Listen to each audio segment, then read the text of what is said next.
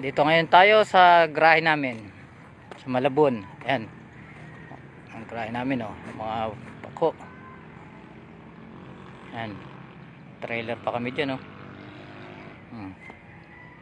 Ngayon ay dahil tatanghalian na, magluluto na kami ng ulam habang break time pa. Maghahagilap daw tayo dito, sabi ng kasama ko. Marami daw kamatis. Lang hiya, saan ko ba makikita ang kamatis to? Laki-laki ng lote na to. Hanapin ko daw. Ayan.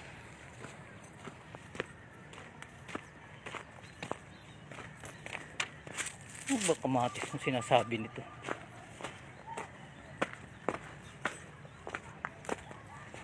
Ayan, o, fish pan yan, hulog niya, no?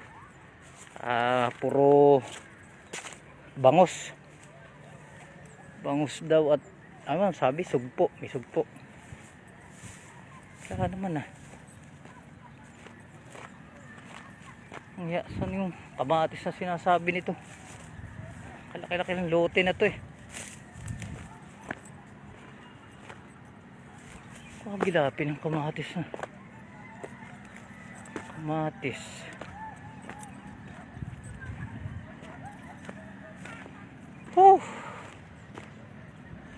Ayun, parang dito may nakita akong bunga ng kamatis.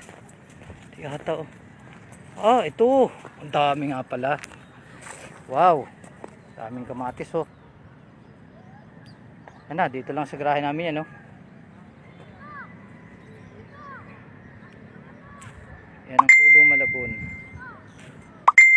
Ang linis ang ilog dito. Ang dami pag ganito Sabado, Linggo. Ang dami yung mga naliligo at mga namamasyal, jajaging. Ayan, oh. Sa Muson na ho yan. Muson Malabon. Okay. Okay na tayo ng guto sa atin. Namimitas daw tayo ng kamatis kahit ayun, nangahinog na to. Pwede na pala to, eh. Dahil bunga. Okay. Patayin muna natin nang makapamitas tayo ng maayos.